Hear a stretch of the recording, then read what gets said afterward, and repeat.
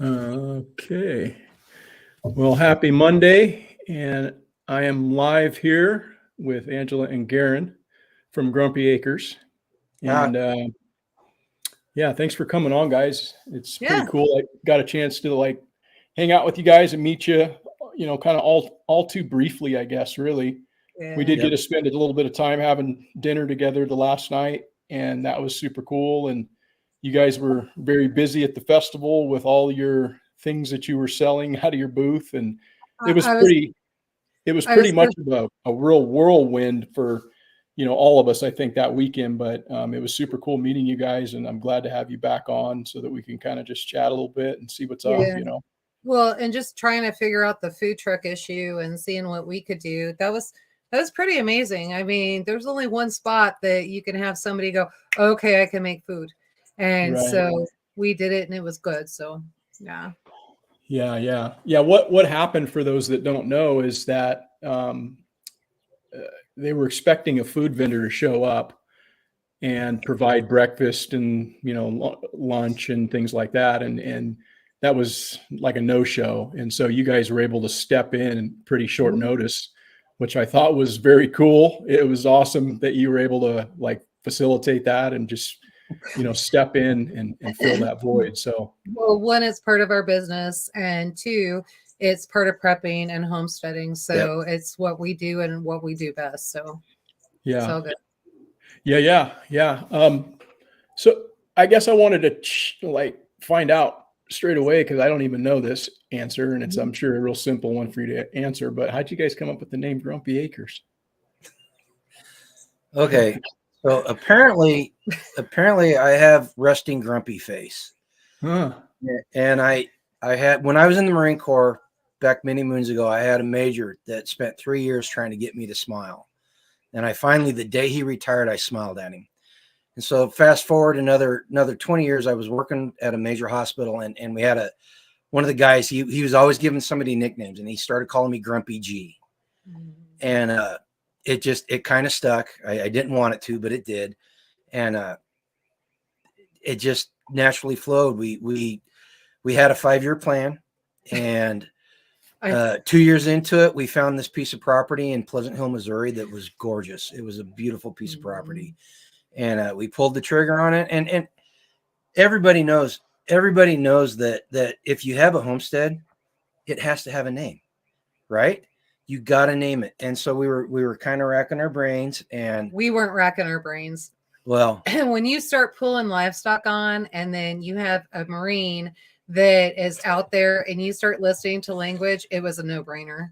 It was definitely Grumpy Acres. And it was a ghost. We still have him. In fact, if you see our freeze-dried food, our logo, that is Baby the goat, and he is probably the biggest grump on the entire property, and a pain in the butt. Oh, he's a big pain, and he makes everybody grumpy. Yeah. Right. So that's how we came up with the name. Yeah. Cool. Yeah. I didn't know that. And I don't know how many other people, knew that, but that's, there's always a story behind virtually everything like that, and, I had to know the answer to it. So, just before we went on air, we were chatting and we were talking about how long we've been together and all. And, you guys have been together, 30 something years, and 32 years for us. 32. Yeah. And my wife and I have been together for 34. Whatever. And, I didn't even know it was our anniversary this year. I got in trouble. I'm bad like that. Yeah, I'm bad like that. So how did you guys meet?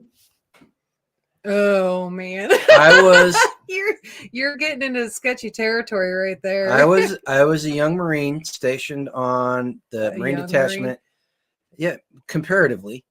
I was stationed on the USS Ranger, and we met through a mutual friend literally at the bowling alley. We had a softball game and went to the bowling alley, and she was there. That set up? I didn't know that was set up. No, it was accidental. Okay. It was accidental. All right. And we met each other, and within 45 days, 30 days, I told her I told her. No. Because we met, and then my roommate, Levon.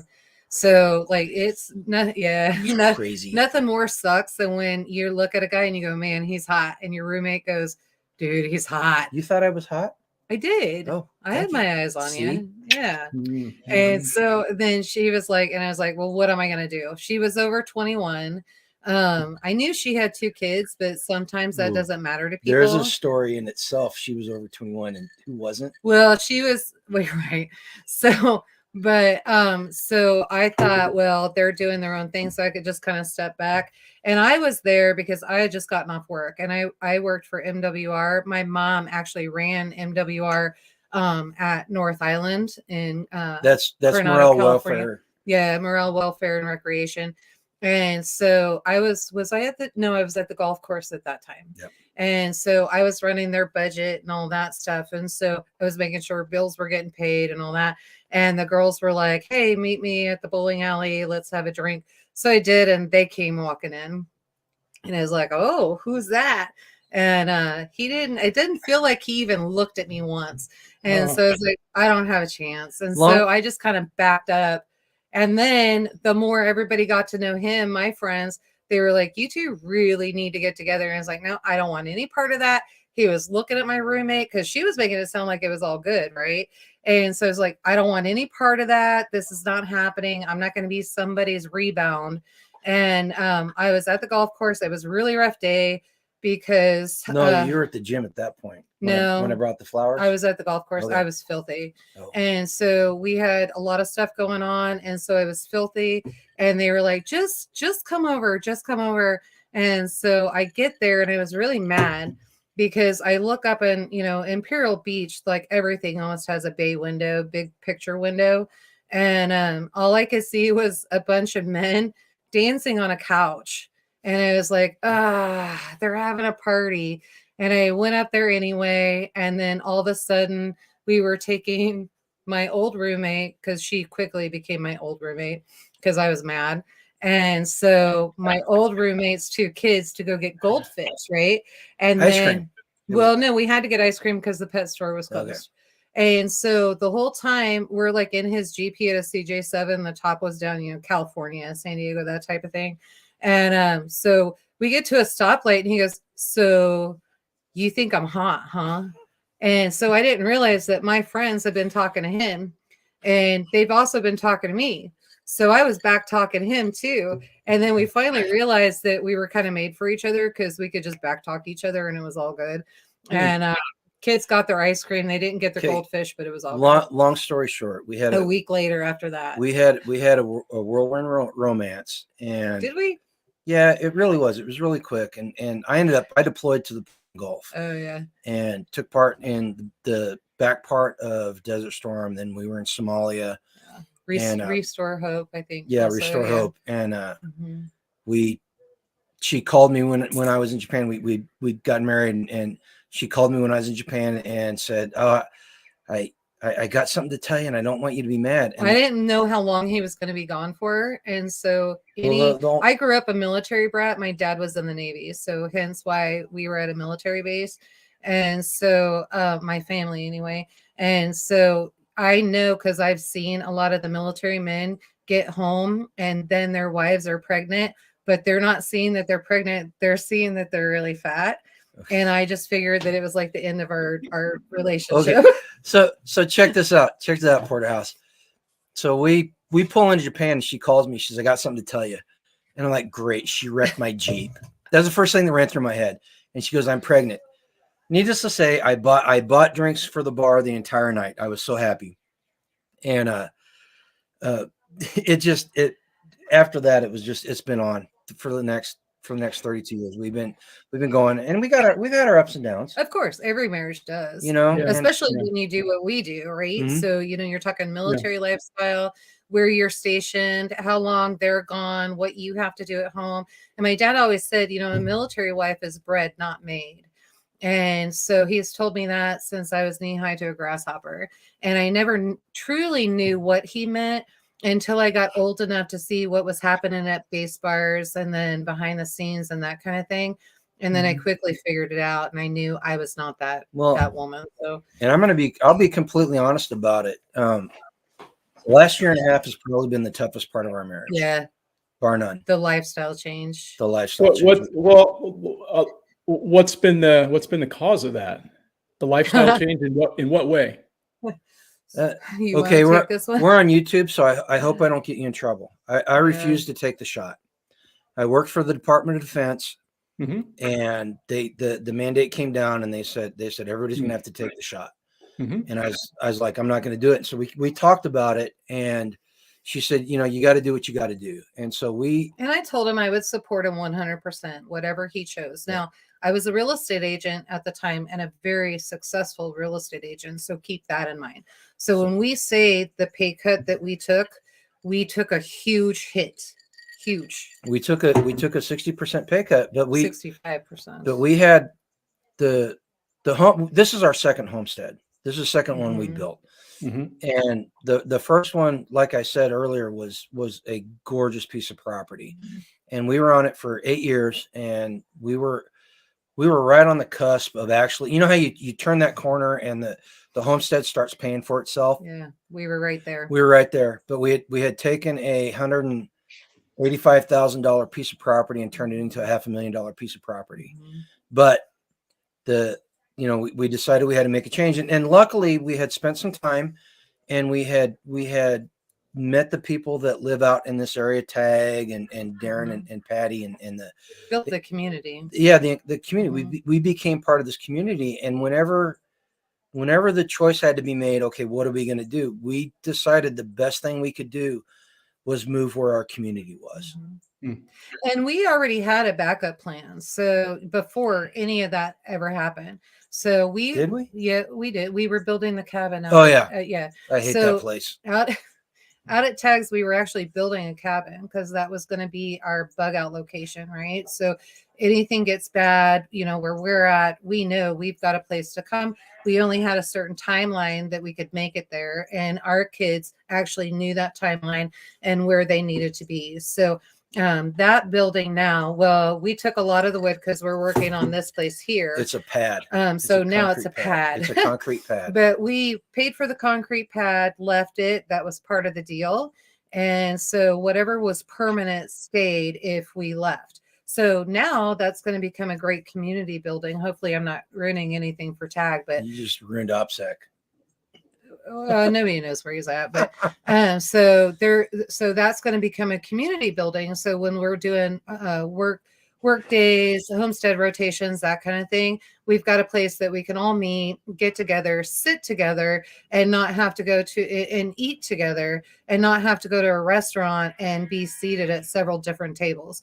Now we're all going to be able to just fellowship together and really visit with each other and get to know each other. So because as you said, we have a lot of new people coming in the community. So that brings a question I wanted to ask you.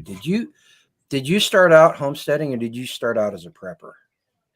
I was raised on a farm, turned into a ranch, and that was just how I was raised from very, very early on. And so I would say that I was more inclined to consider myself just I mean, they call them homesteaders now, but I guess it, farmers, right? yeah. Well, and see, we started out as preppers. We started out our journey in 1999, and well, you did. I wasn't on board. Well, she wasn't on board, Yeah. but as a family, we started our journey in 1999. And one thing I quickly realized was prepping is a finite solution to something that can be infinite. It can go on way beyond what you can store, right? So what's the next natural progression off of that? Homesteading. Mm-hmm. Instead of having our preps in boxes and cans and buckets, we have it in our driveway. our preps are in our driveway with driveway asparagus, and it's on the hoof with our lambs, our sheep, and it's in eggs and in our garden. So anybody that's watching this is, if you take anything away from this discussion that we're having, homesteading is the ultimate expression of preparedness. And anything is possible, right? Yeah, you mentioned 1999. What was the reason that 1999 was the year that you decided to go into prepping? So I am by trade an IT professional. I've been in IT since 1986. Gotcha. And I was working for a company that was doing Y2K remediation. And that turned out to be a big nothing burger.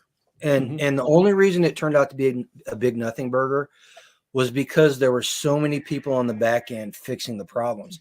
And I got to see firsthand from the guys that were fixing the problem exactly how bad that could have been had it not been taken care of. I don't think because nothing happened from it, people don't realize how close we came to the infrastructure actually falling apart. You're saying that somebody actually did something. It wasn't just that it was a nothing burger. It would have been something had somebody or a series of somebody's not made it so that it wasn't a thing. Correct. Absolutely. They So intervened and made it so that it didn't do all the things that everybody thought it was going to do. right. So okay. So this is a high level view of it, but most of the problems that would have occurred, at least in the Midwest, with the Y2K bug, dealt with the agriculture industry. Farmland was the biggest client that we had, and their entire operation, had we not remediated it, would have ground to a halt. Now imagine a company as big, and I don't know if you know what farmland is. It may be a regional thing, but it's big ag. It's a big ag thing, and it would have ground to a halt had the programmers not fixed the problem.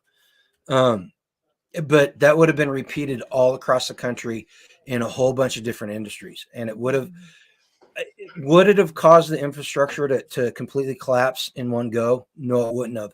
But the reality of the situation is it would have caused a problem where it would have cascaded eventually.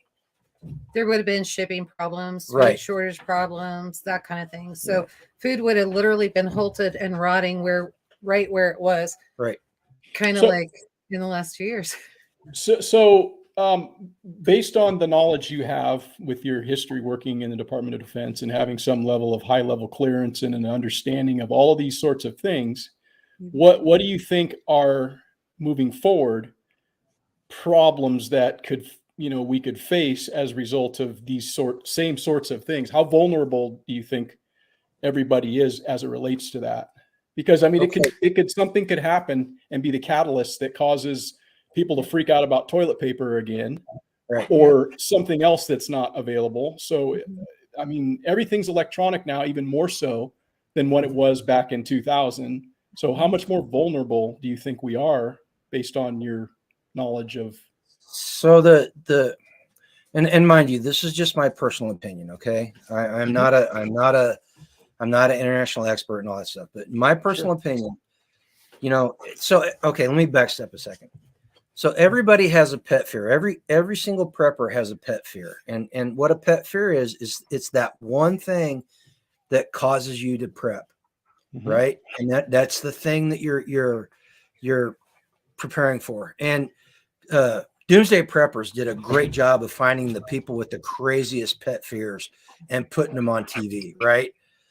So my pet fear from 1999 is the collapse of the infrastructure. Because the infrastructure in America and the world in general is what makes modern life possible.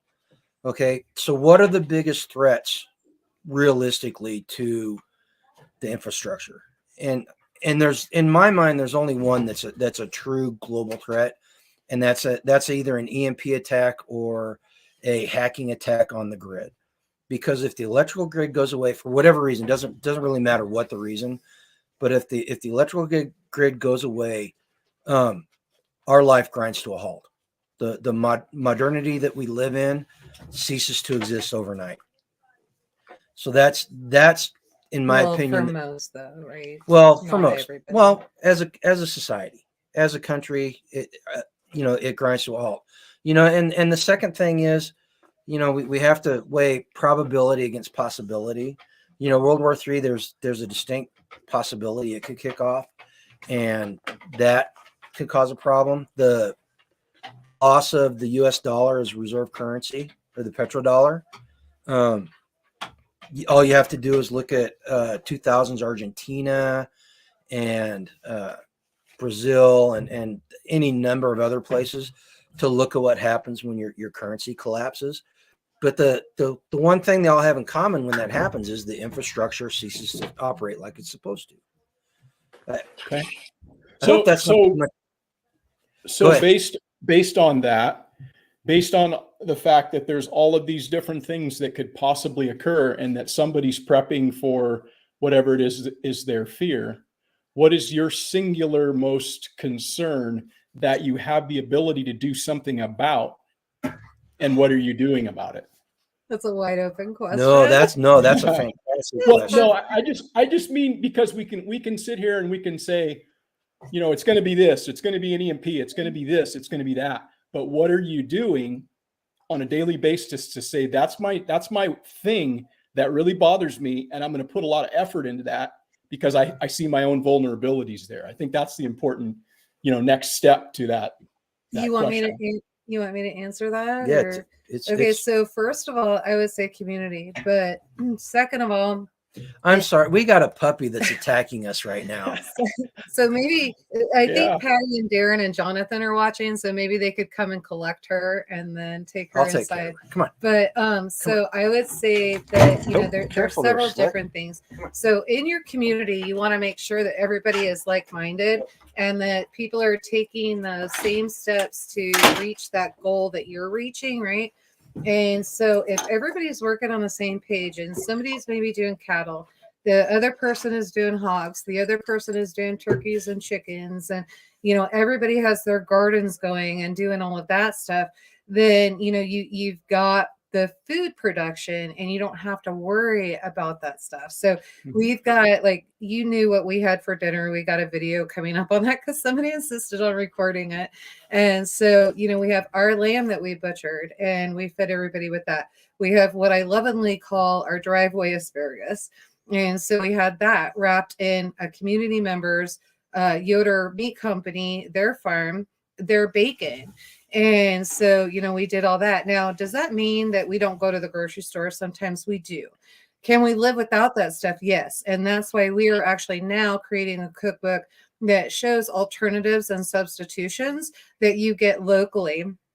And then that way, if you can't find soy sauce, what can you find, right? And so if you can't find wasabi, which this one cracks me up. So wasabi is not grown in the US. So most of the time when you go and get your Chinese food, you're not getting wasabi. You're getting horseradish. And so they just grind it down, right? So we need to figure out the nutmeg. We need to figure out the seasonings and all that stuff and what are good substitutions. So if we start that now, we can get ahead of the ball game, right? When everything does collapse, or if it does collapse. But so, you know, no matter what, we know with everything that's going on, and I want to be careful because this is your channel, but everything that's going on overseas, we know that the trading market may slow down. Well, it has slowed down, but slow down even further or stop completely for just a little bit. So when that happens, what are the solutions that we have to be able to make that happen? Well, you get your gardens growing, you get your herbs going, you get all of that stuff. And then I joke all the time. I was actually joking with John Willis and telling him some of the things that I was experiencing here.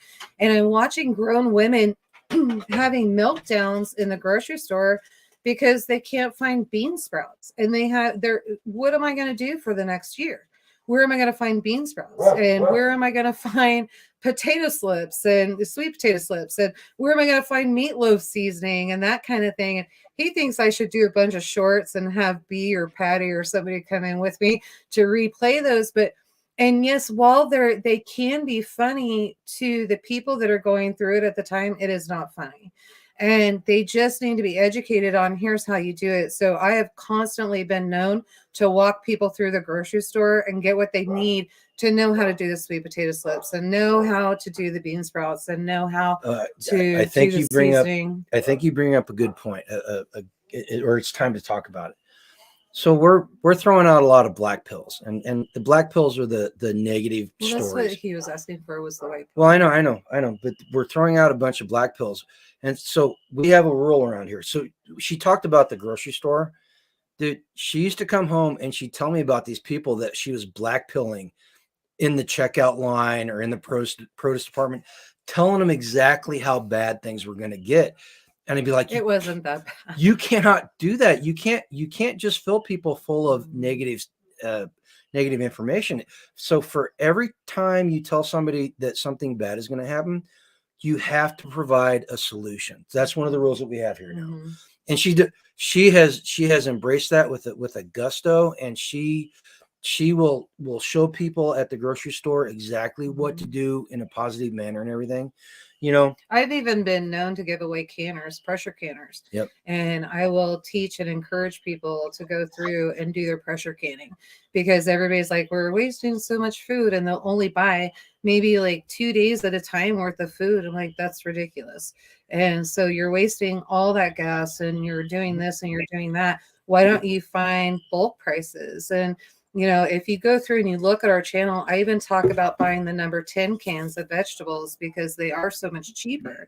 So if you're on a budget, then let's go ahead and can that up. And there is a way to do that.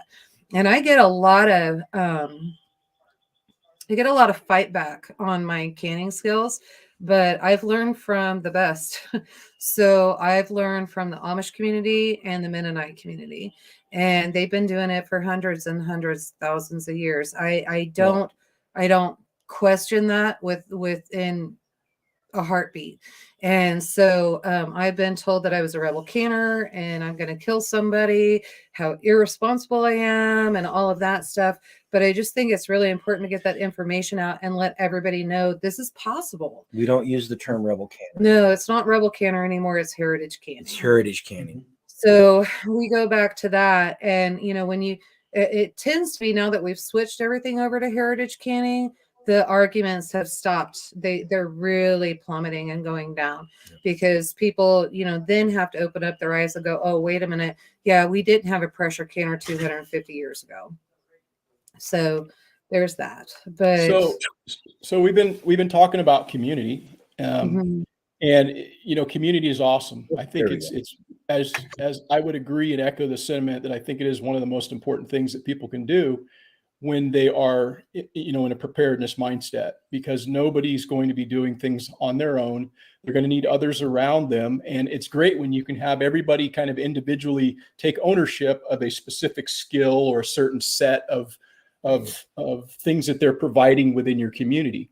It's awesome when everything's clicking along and it's working like fantastically and everybody's rowing the boat in the same direction. But let me ask you the question: what is the most difficult part, in your opinion, about managing or building community? You know, it's great when things are great, but what are the challenges as it relates to building community? Because not everybody's going to have everybody rowing the boat in the same direction all the time. Right. I don't think it's going to be the managing portion. Well, it's going to be the building portion. Hold on a second. Yeah, that's where I was going to go. Mm-hmm. The toughest part of building community, bar none, this is the no exceptions here. The toughest part of building community is starting a conversation. People are so adverse to. Hey, she wanted to say hi, so. Hey, Hey. please. How are you guys? Good. How are you? He married up, didn't he? Pretty much, yeah. I got the better end of the deal. Oh, I don't know about that. Right on. He takes pretty good care of me. She's wearing her Freeman shirt too. Nice. Oh yeah. Yeah. Definitely. But so anyhow, go ahead. The biggest part of building, the hardest part of building community is actually having the initial conversation. And that's, since we started, you know, we're part of this online community, you know, Tag and B from Life Done Free and Garren and Patty and several other people. You know, we're all part of either our core community or our extended community. And we've been working at this, you know, this community that we built started, we've been in it for 12 years, and it was going on for a good 7-8 years before we even got involved. So it's not something that happens overnight. Right. And you know, people are finally beginning to understand that it's something they need to do. And so we're constantly, all of us are telling people, you know, the first thing you have to do is start the conversation. Go out and expose yourself. You cannot be insular. You cannot be afraid of people knowing who you are, knowing what you're doing. You know, and that doesn't mean tell them everything, but you have to be open to the conversation. And then after that, you know, and I see this a lot in the prepper crowd, and I think a lot of preppers have it wrong. They have the right idea, but they're doing it wrong. Our community, we don't have. I don't know if you know what a mutual assistant group is. That's just a Yep. group of people that. So we've got a mutual assistance group, but it's not a mag. It's not anything formal. It's our community. We're family. We're family. Well, not everybody's family, but we're Mm. all part of the same You community. can't choose your family, but you can choose your friends. And Right. sometimes the friends part is Right. more fun than the family. You So know, there's that. But the big thing is we're not all living on top of each other. And Mhm. if somebody in the group upsets me, I can tell them to go where I think they should go, and I can come home. Mhm. I'm not living on top of somebody. Mhm. And unfortunately, because people are behind the 8 ball, circumstances may dictate that they have to go the traditional prepper mag group type of thing. But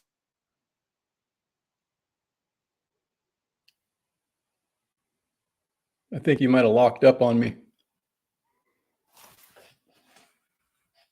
You should be back here. So who do we got in the chat? okay, we're back. Okay. That's our Starlink. This is one of the drawbacks of living out in the country and not getting cell service or DSL or anything is we're living off of Starlink, and it is the best worst solution for internet. Yeah. So, but as I was saying, you know, we've got the ability to walk away if we have to and cool down. Whereas somebody that's living with a group Doesn't necessarily have that. Yeah. Unless the community members agree. And You- we had all talked about that before. So, you know, sometimes you just have to walk away and be left alone. Yeah, you know, I think one of the things that you said that's very important and key to other people understanding is the fact that this doesn't happen overnight, and you guys have been doing this for many years. Okay, so the community that you've built and how it's running right now, and the things that you have in progress that are moving in the right direction, you know, I think people can see that, and then they get a little disillusioned, or you know, like, how do I get that? But Right. the reality is that you guys have been doing it for a while. So that's point number one.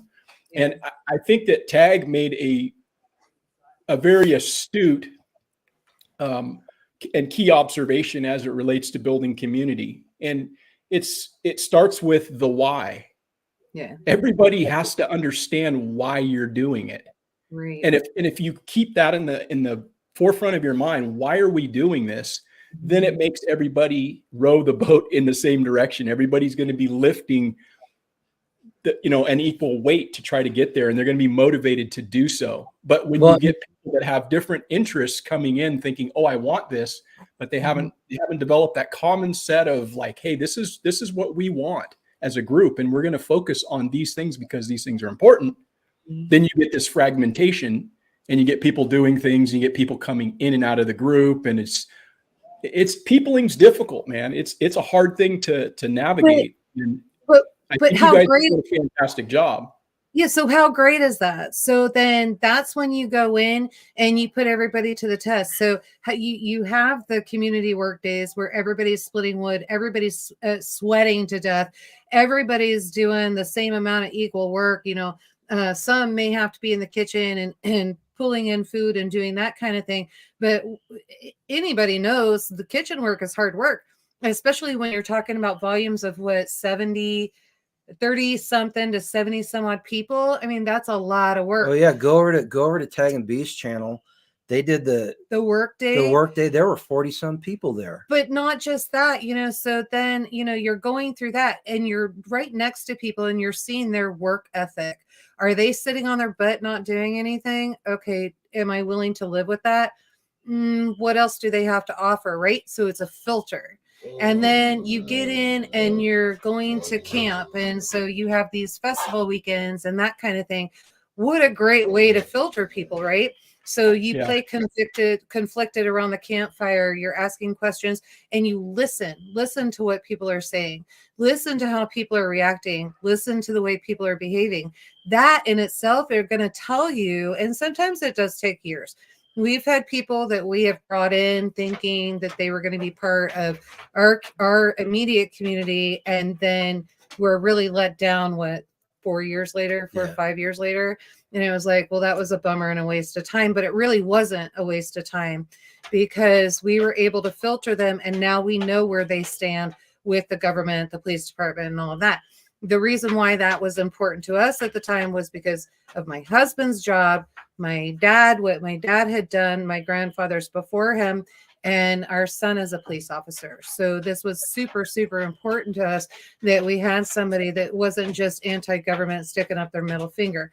They had to understand that there were constitutional government workers and constitutional police officers. And these particular people just didn't understand that. And it did feel like a knife stab to the back. It became an issue, but you're asking about building community. And if anybody, the two concepts, and I'm going to give Tag full credit for this because he came back from the Next Step conference down in Georgia with these ideas, and he shared them with us. And it was one of those moments where it's like, well, no duh, right? Where it was so obvious that you missed it. We should have been implementing the entire time. The two ideas, if you're building a community, number one, sovereignty. Every single person has to have sovereignty. Now, understand that doesn't mean that you just go in front of a police officer when you get pulled over and throw up your hands and say, I don't have to listen to you because I'm a sovereign citizen. That's not what we're talking about. Right. This is different. But I just want to make sure people that are watching understand. So you maintain your sovereignty within the group. That's the first concept. And it's really become alien to a lot of people in our culture. Our country was built on it. And somewhere along the way we've lost it, but we're regaining it now. The second thing is voluntary governorship, and what that means is as a member of the group that we are willingly putting ourselves underneath the governorship of the group. And that doesn't mean there's a leader. What the sovereignty does with that, it allows us to walk away when we need to. And a lot of, I'm seeing this, and there's a huge movement across the country, people trying to build community, and I see them trying to go the traditional route with the prepper mag, where they subjugate themselves to the group. And I'm telling you folks right now, your group will fail if you do that, because what happens is the group becomes all important, and it overtakes who you are. Now, this is going to sound contradictory, and it's really not if you think about it. One of the things that I love about the way our group is formed, and it's been completely accidental, seriously. We did not plan it this way because we had meetings for the traditional prepper group and everything. It just happened. So the total worth of our group is more than the sum of all its parts. And that's because we have all kept our own sovereignty, and we have done everything that I just talked about, and it seems like a nitpicky thing to talk about, but when you really think about it, it makes a world of difference. Yeah. I think there has to be, as you said, everybody has to have their sovereignty. Nobody wants to be governed with an iron fist and be in some kind of an organization that's, like it's this way, or, very strict rules.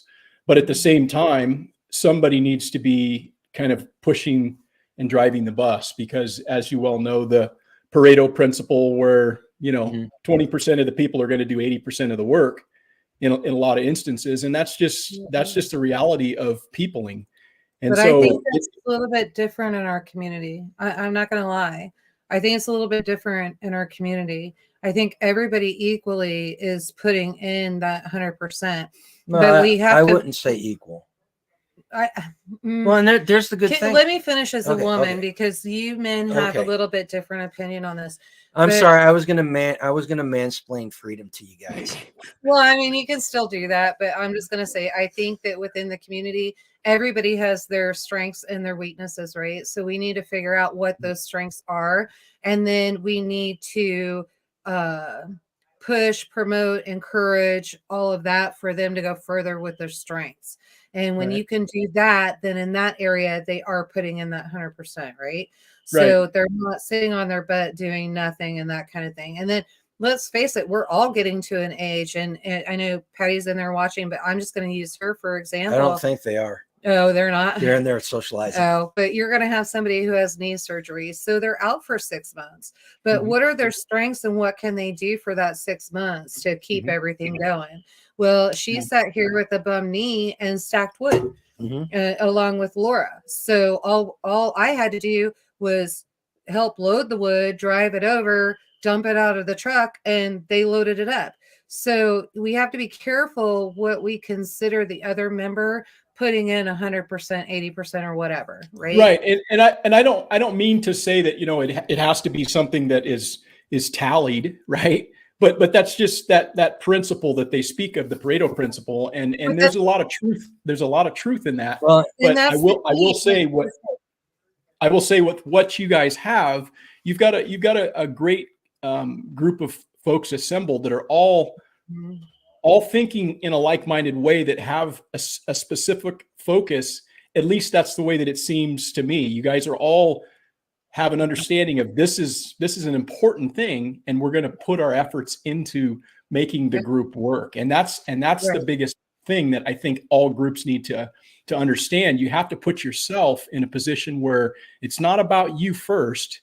It's about you and your family. They come first always. I'm not saying that. I'm just saying that there has to be a commitment to the group as well, for the greater good of everybody, including your clan, right?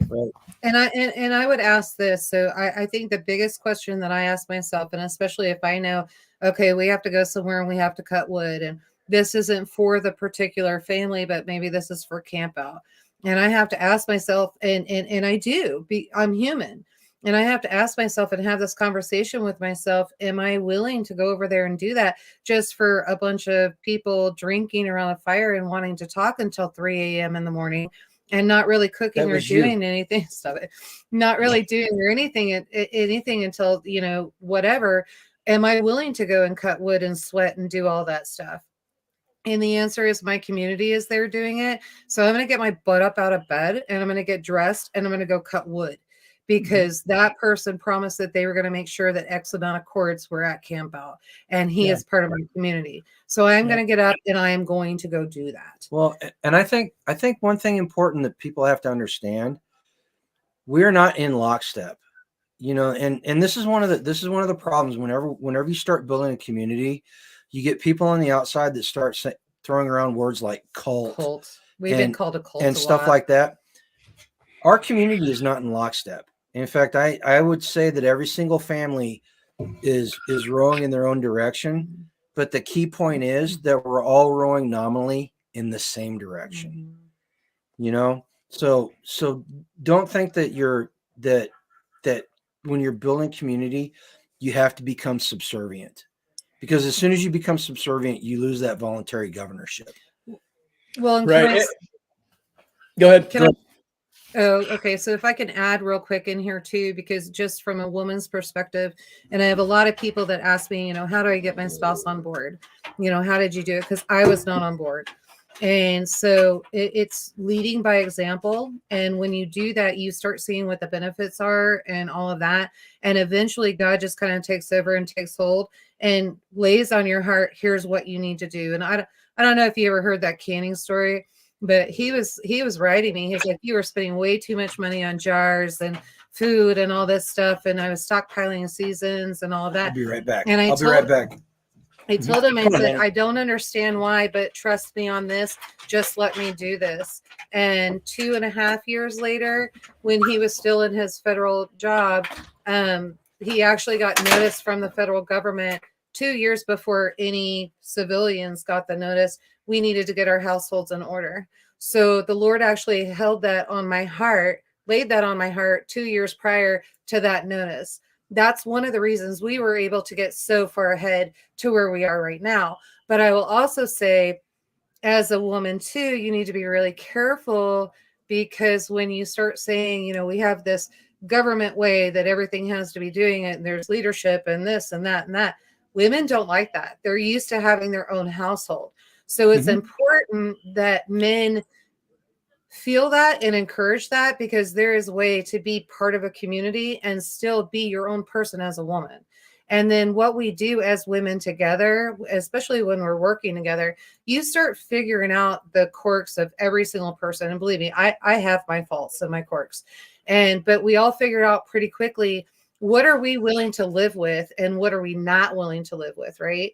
And so then we figure that out. It's just very important that the men allow us to figure that out, so that the women aren't at a camp out fighting over a bowl of cereal. And, you know, you fed my kid this, but you didn't feed this kid that, and that kind of thing, because that stuff does happen. Women are women. And women can be very catty.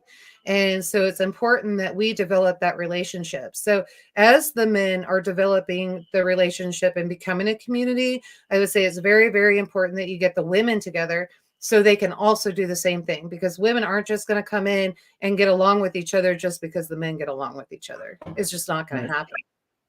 Yeah. Sovereignty is a big thing, regardless of, you know, if you're a man or a woman. You know, I mean, it's everybody wants their personal space. Everybody wants to, you know, have their say on how they conduct themselves and how they live their lives. That's just human nature.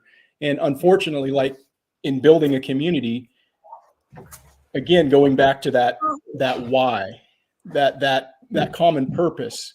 And if everybody would take personal responsibility for themselves as a member of that community, Exactly. nobody would have to tell anybody anything. In fact, I used to run an inmate camp for 120 inmates. I was overseeing this camp in my job, and what I had put on the chow hall over where all the inmates would have to see, I had a really skilled inmate who had a lot of painting skills. So I had him do these murals in there. And the banner that I put over the top of it is it said, "Discipline yourself so others don't have to." Yep. Right. Yep. I mean, that's if everybody could just discipline themselves, Common sense. we wouldn't have any problems, you know, with anything. And Yep. that's, if you can take that mindset into a community, into you know, that type of an environment, it would be great. Then nobody really has to drive the bus, right? Right. But somebody Right. has to kind of be the one who's going to step forward and put the right seat in that, you know, in that, put the right butt in the seat, put the right peg into the right hole. Well, you right? say Somebody that, has to do that. but that other person also has to be willing to put their seat or their butt in that seat. That's one of the So- big problems with our society nowadays is personal responsibility is anathema to a lot of people. I mean, they don't teach it anymore. They don't expect it anymore. And how do I put this gently? I think at this point you just say it. No, it's just it's not what it's not what our society teaches people anymore. And you know, the unfortunate thing about the homesteading community is we tend to be very insular. And think about what your social circle. You know, everybody in our social circle thinks the same way we do, and they're all trying to do the same thing we are.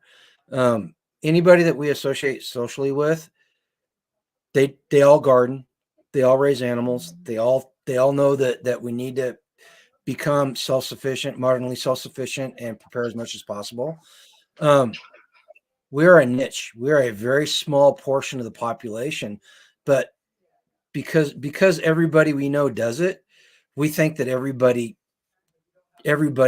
thinking the same way we are. They aren't. There are tons of people out there. I just did a video this morning that it dropped this morning, about people not understanding where their food comes from. You know, how do we take that? How do we take that, and how do we start educating people and getting them to understand? You know, these are the things that we need to worry about. These are the things that in the near future may become so important that your life depends on it. You know how we do that, G, is we lead by example, like you've already said, right? Because you can lead a horse to water. You can, you know, right? You can tell somebody, hey, you're fat. You need to lose some weight. They ain't going to lose weight until they see that it's time for them to lose weight. And show them how to lose weight, right? Yeah, they're going to get motivated and inspired by seeing and people demonstrating, you know, wow, that's really impressive. Maybe I should think about that instead of saying, hey, you should do this, right? It's pretty amazing when you get away from the grocery store and you go to just the animals and what you're gardening and eating all of that, and you get clean and get those chemicals and vaccines and all that crap out of your food. Pretty amazing how much weight you'll drop just like that. Well, and you know, we're both, neither one of us are skinny. That's not what Patty says. Patty says I'm skinny. We between the two of us, we've lost over 250 pounds. Yeah. In the last year and a half since we moved here. No. It's been 10, 15 years, but oh, well, you can't count that. No, you have to. Oh. But we've lost the weight, and we're continuing to lose weight. You know, so it's like we're not sitting here telling people to do something that we haven't done before. Right. This is what the point I'm trying to make. Yeah. I did want to ask you, since you brought it up, because I watched that video this morning. Did that get seeded by like wind seeded, or are those like a rhizome off of an established asparagus plant already? Okay. No, so if you go back to our videos when we first moved here, our backs were against the wall and we needed to figure out something really quick, right? So the idea was to sell the homestead that we had already established and be able to pay for another homestead in cash. And we were up on top of the cabin over at Tag's and on the second floor, and he started threatening to burn it down. And all I could think about was the money that was in the wood. And so I was trying to calm him down, and he calmed down a little bit, and he goes, I'm not going to lie. I've been looking at properties. Let's go look at this property right now. And so we got here, and it's a hot mess. And so, I mean, it was a hoarder situation. There were buildings that were dilapidated. As you see the videos, you'll see empty trailers that are falling apart and all of that stuff. He's been working very, very hard. Everybody has, trying to get everything cleaned up. Where that barn originally had fallen down, they must have had some kind of greenhouse or something or garden there. There was a garden plot right there where the driveway is, and we didn't realize it. So as soon as he cleared everything off that spring, everything started popping up. And so him and Hacks for the homestead figured that they could dig down 2 feet underneath the asparagus and move it and all of that. But you can't do that till fall. Well, so if you're watching our videos, you will see we had challenges last fall. Yeah. So that did not happen. And so now here we are another year again, but we're going to go ahead and utilize the food that God has given us, and we're going to put it on the table. And oh man, we went through, just 5 of us, 4.5 pounds of asparagus wrapped in bacon. Yeah, I saw that. That was pretty cool, man. Like all that stuff just growing right up in your driveway. And for those that didn't see it, it was a video that they posted this morning, and you might want to go check it out. But it was kind of cool to just asparagus spears growing up right in your driveway, coming out of 4 inches of gravel that we put down. That's the best kind of food to find, is the stuff you don't have to work for. So that leads me into my next question. How many things on your property have you identified from a foraging standpoint that you can actually eat? How much time do you have? Oh, well, yeah, I don't know. I mean, just like, I mean, a number of them, or what, like a dozen, or? Oh, more than that. Really? So I was super, super excited. So we were given a title history of our property that the son had given to us when we bought the house. So this house goes clear back. You can look through the titles. It goes clear back to the Delaware Indians. So they 1850s. was it 18? I thought it was a little bit 1850s. more. Yeah. So 1850s. anyway, so this property used to be 250 acres, and it was bought by one person for $200. And so all the medicine and the natural herbs and all of that, they were already here. And so I got super excited, and I was like, I can't wait till spring, and I can go through and I can find all this medicine. I have been overwhelmed with how much medicine that I have found. And in fact, there's a few whispers by some of our neighbors because they're like, well, I don't feel really good. I'm like, well, here's cough medicine and I'll make something up. And then they're like, well, here's what I'm feeling today. I'm like, here's what you need. Here's a salve. And so now they're calling me the medicine woman. So we have all of that. And then we've got the orchard that was already here. So we've got peaches, plums, apples. We have 3 different types of apples. We've got, They had a lot of stuff here. There were like multiple grapevines. There was an orchard over here. There's a blackberry patch. Hadn't been taken care of in 20 years. Yeah. So we're finding stuff raspberries. as we're peeling back the layers of not mismanagement, but just not managing it all. We're peeling back the layers, and we're finding all kinds of stuff here that's useful.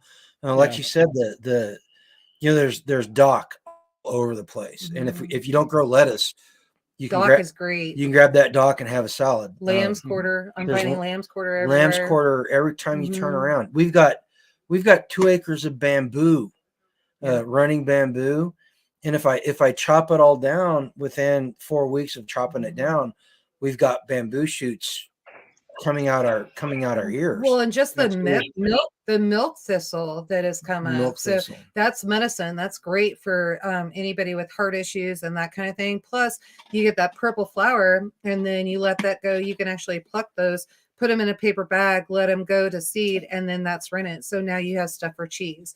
And so there's just so much stuff. And we've had to up our game. We were not. Yeah, we were not prepared. No, we have a lot here and a lot of things I'm not willing to let go. We've got it. God blessed us with it. We're going to make sure that we manage it the best we can. And it's going to take 5 years before we have everything under control. But man, I mean, all the way down to Danny weed and just so much stuff. Yeah, it's that's just great. crazy. That's great.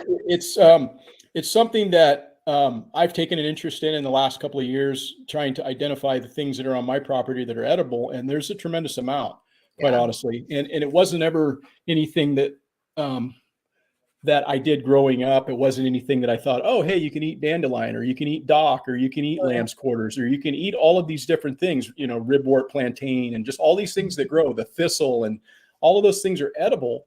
And they have medicinal properties to them, which is super cool. And so what I would ask you is, why don't you tell if you have something as far as a reference, maybe a good reference book that you can cite. Do you have something that you use as a reference material? The Herb Bible? I've got the Herb Bible. I also have the Encyclopedia of Herbal Medicine. Those are probably my most 2 books those are my go-tos. But I also have a book. You can go back on another video, and we had another prepper that was going to camp out and all of that. He passed away, and his granddaughter contacted me, and I went out there, and I'm talking storage shed, garage, just full of stuff, and they gave it all to me.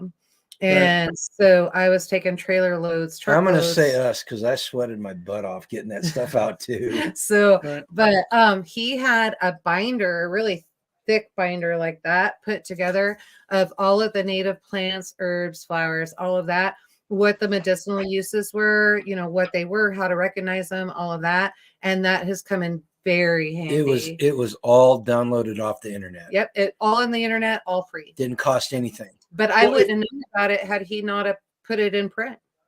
If you could do a favor for me, if maybe you can provide those links to me, just email them to me or text me or whatever, and I'll put them in the show notes for this particular episode. And then that way, anybody listening to this might be able to go back and reference that, because I think that that's one of those things that people have an interest in. It's a huge weakness and a huge hole in a lot of people's preparedness. They overlook, looking what's growing out of your lawn that you can actually eat and that's good for you, right? Yep. Provided that, it hasn't been like, somebody spraying Roundup on it or something. But other than that, wash a little dog pee off, right? And you're good to go. Right. Well, and the thing is, it's a lost art. And so that's the reality of it. So agriculture has really turned farming upside down on its head, right? So we used to do regenerative farming and used to make sure that everything had a purpose, everything had its place, and all of that was going. And then all of a sudden we had to figure out how do we make more money and more money and more money? And it wasn't that farmers weren't making more money. We were spending more money and going into debt, buying all the chemicals and fertilizer, all that stuff that they said that we needed to have in order to make more money. And so now what we're finding, at least in the state of Kansas, and understandingag.com, they do a really good job at this. So if you have a chance, go out there. How to get the soil back and be regenerative and do that farming. And so now instead of maybe putting winter wheat up, they're putting milo in. And maybe instead of doing one crop, they're doing another crop. And because they're rotating, they're finding they're actually making more money without the fertilizer. So it's just about getting that soil healthy and doing all of that. So really, agriculture comes in handy.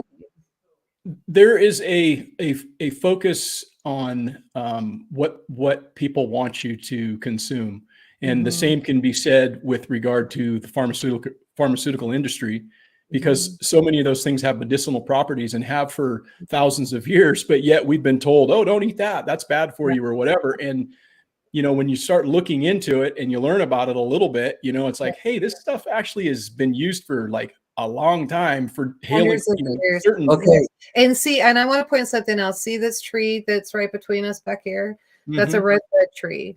And the redbud tree is actually related to the pea. And so I can go pick off all those redbuds and I can make jelly. I can make some medicine. I could put it in my salad, do all of that. I'm going to get the vitamins and all the minerals and everything from that.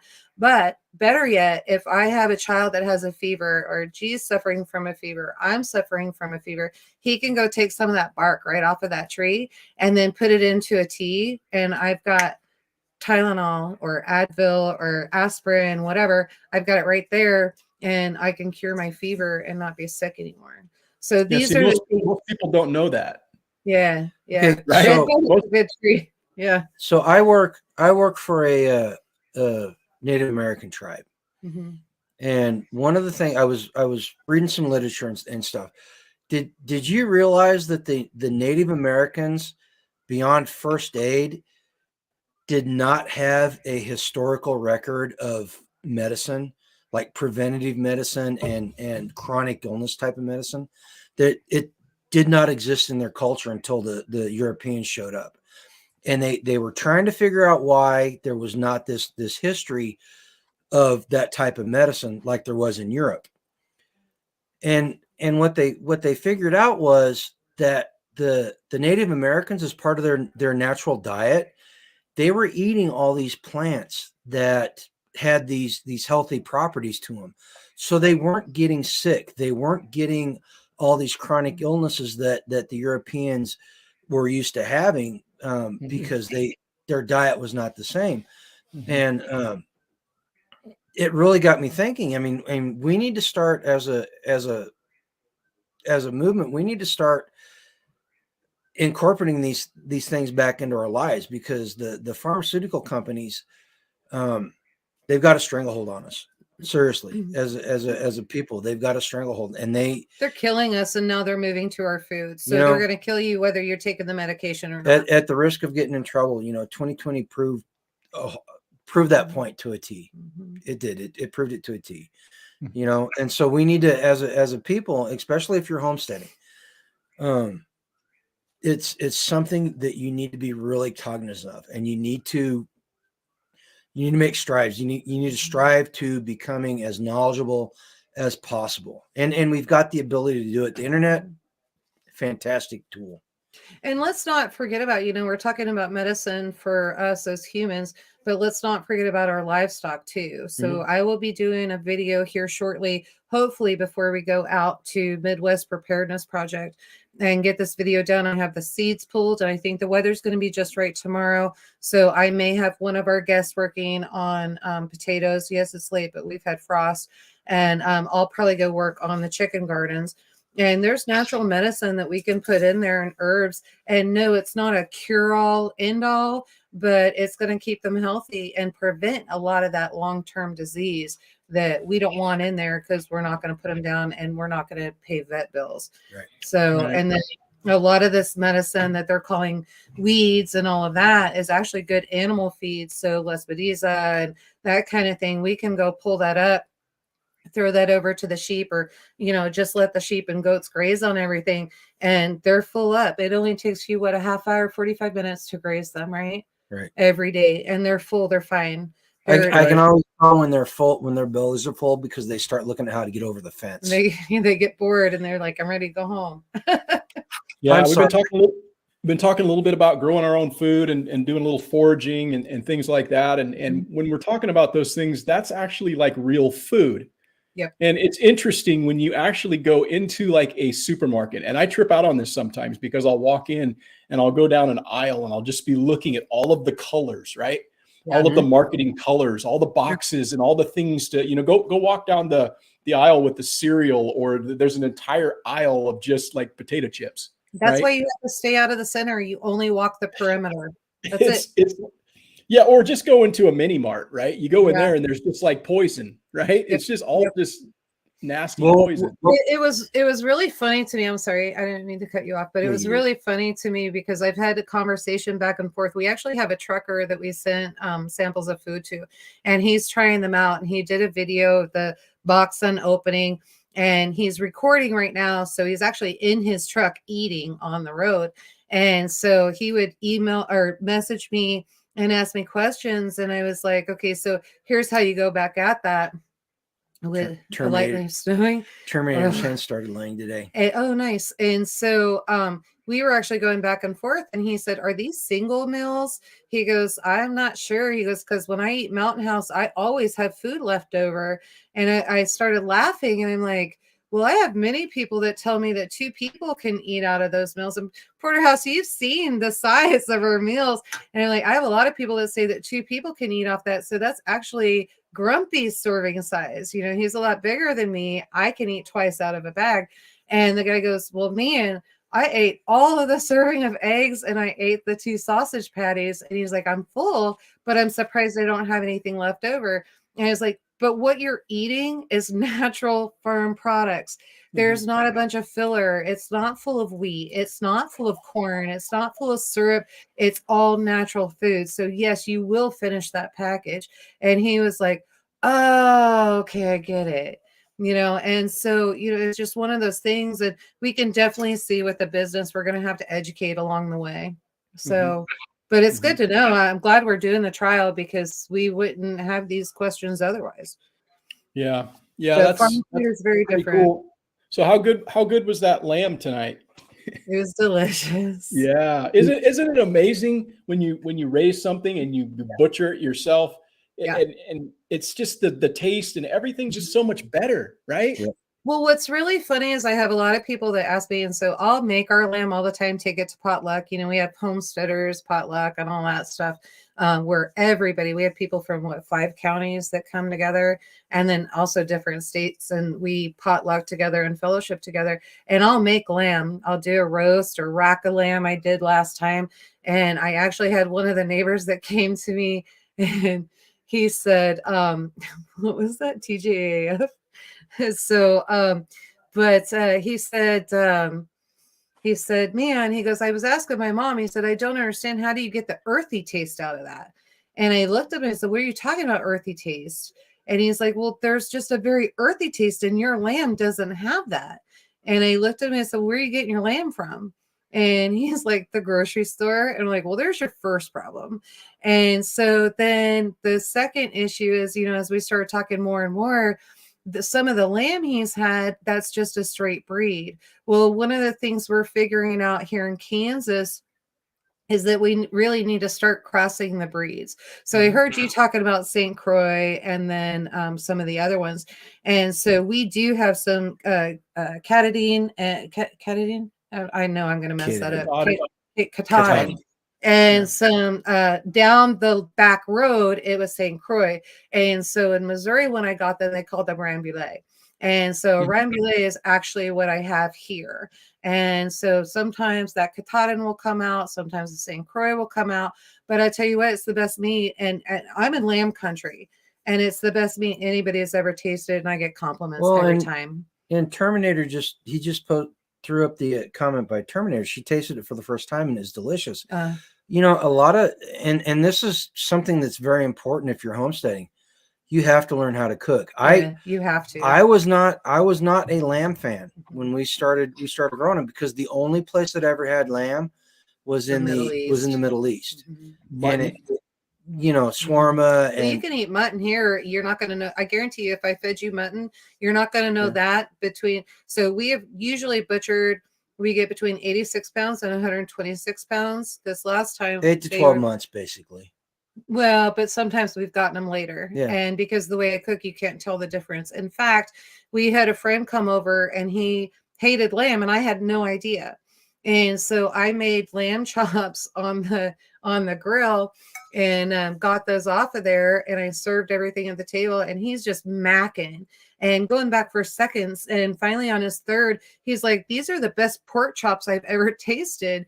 And I started laughing, and he was, "Those are not pork chops; those are lamb chops." And he was like, "I hate lamb." And he ended up buying a lamb from us every year after that. They're raising their own. But he was in the same boat I was. And the only place they had it was in the Middle East. You know, but and there's nothing wrong with that if that's the culture, that's fine. But you know, here in the States, it's a different animal. Yeah. And then I think when you get to the roast and that kind of thing, you have to know how to slice it. So like Homestead Austin and I have talked or made comments back and forth to each other. You know, when you do lamb, especially a lamb roast, you need to make sure you cut it thin. So you almost want it like shaved, if that makes sense. You're not going to take that and make it like a roast beef, because it is going to be a little bit chewier, especially depending on how you cook. Now, I like to do an open spitfire when I make my leg of lambs and my roast and that kind of thing. And those pretty much take me all day? Pretty much. So I'm usually cooking those from 9 o'clock in the morning until 5 o'clock when it's time for dinner. I have to let it rest a little bit. So Christian and A, my dad is wanting to get goats for meat. Which breed would be the best? No. Well, are you raising them or just eating them? I think is my question. For meat. Yeah, boar is like they have a terrible temperament, and so if you're going to let's be honest, every goat has a terrible temperament. Boars are worse. Goats wake up every morning and the first thing they think, how can I kill myself? How can I kill myself? Yeah. But so what I like to do, and I actually came across this years ago, and I've been working on this cross for a very, very long time. And you take a pygmy goat and a Nubian goat and it crossed, it's called a kinder. And so this kinder, it's actually going to give you more meat. It eats less land. More meat. I mean, per acre. No, they're only like 35, 40 pounds. So you're not going to get. They're babies, so I don't know why you're judging. You're not going to get more meat. You're going to get more meat for the bone. You're going to get more than a boar, and you're actually going to be able to get milk more than a boar. So, so you need to keep that in mind. So it depends on if you're raising them or you just want the meat. So if you're going to buy it and you're going to take it to the butcher, go ahead and get the boar. You know, just see what you can get that for. And then, but if you're going to try to raise, I'm trying personally to go to a kinder. I want the Nubians. Are you guys eating your goats? Are you guys raising goats and eating them?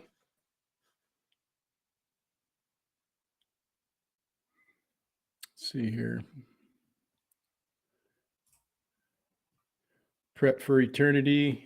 Oh, there we go. There you go. So can you repeat that? Yeah, I'm back. We lost you for a little bit. Can you repeat that? Here's the deal. I would not. Are you guys eating your goats, or you just do the lamb?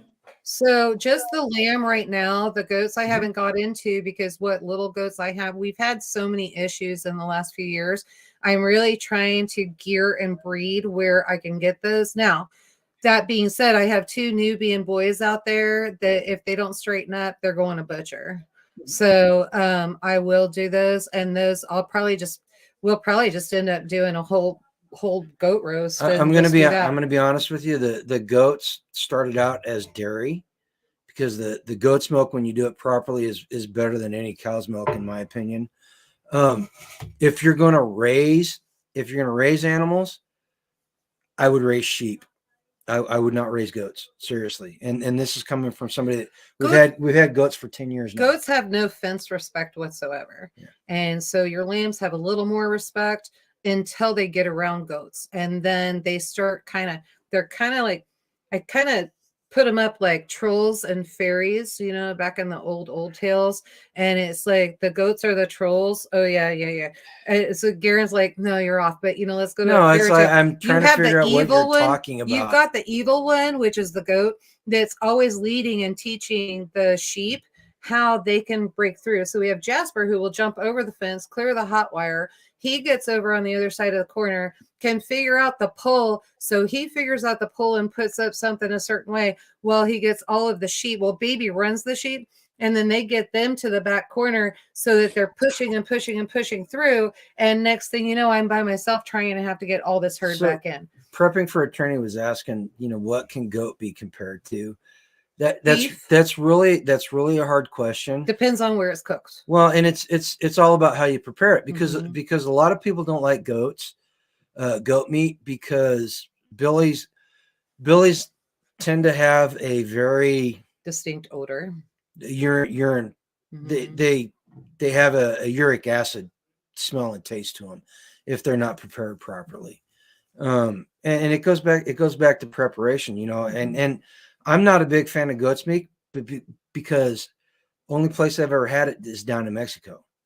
You didn't like it down in Mexico? No, I didn't. Oh, we loved it. In Ensenada, no, I was not a big fan. Oh. But it's probably because you had it in Ensenada. It's the way it's prepared. It's just like the lamb. It's how it's prepared. And same thing goes for the beef that you do, and the pork that you do, and the chicken that you do. It's all about learning how to do it. But not just that, but also how to grow it. And if you don't know how to grow them and feed them and free range them and do all of that, you're also going to have issues. It's, for example, just like I go back to you buy it in a grocery store. Well, then you just got it off a feedlot, and versus where we're going back and forth and they're eating pasture. So of course they have a different taste. And there's a big thing right there is store-bought, your store-bought beef and your store-bought pork, especially. They finish that with corn in order to put more fat on them and such, and it changes the taste of the meat. I don't know if you hunt, but you can always tell what the predominant food was for the deer when you harvest them in the fall, because if there's a lot of nuts on the ground, the meat is much sweeter. And it's the same way with domestic animals, except they're doing it on a mega scale. Yeah, well, the deer, if they were on corn, I always had to soak them in milk to get them tenderized before I could even cook it. And I could stand the taste. You just had to get that gaminess out.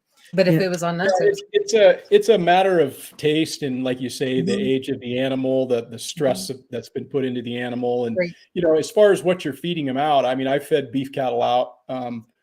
We've done that for many years. I prefer actually something that's been finished on grain. Some people are, hey, I like, grass finished. I'm not a fan of that. I prefer a lot more intermuscular fat in the meat, and it's just the palatability. To me, it just tastes better. But again, that's a personal choice. Right. So I usually have something that has corn in it. I finish with like corn, barley, and I had a mix last year that I fed corn, barley, and soy, and we finished a heifer out, grain finished her after grass, pasture raising her. She processed out at 24 months, and I got about 1,100 pounds of hanging meat. And then I mean, she's delicious, man. Yeah. But again, it's Absolutely. just what a person likes. Some people are like, Right. oh, I We don't like Well, the that's grass very, finish. and it's very regional too. So it depends on where you're living and how you're eating it and what's happening, right? So right. we have around here, we have a lot of cattle that, basically like our neighbor, those are going to PBR. And so, yes, they get some grain, but they're mostly pasteurized. And, depending on Just way too I hear you, man. I hear you on that one. Yeah. So it's really funny because, his wife and I will be sitting out and watching the guys, put everybody through the chutes. And all of a sudden we're like, how old is that one? And she's like, 3 years old. Oh, okay. Well, he didn't perform and we have it all on video. That one goes to freezer. But then you'll have someone, another one that comes out and then that one's good. But the one that goes to freezer, they don't worry about finishing that out a certain way and how to do all of that.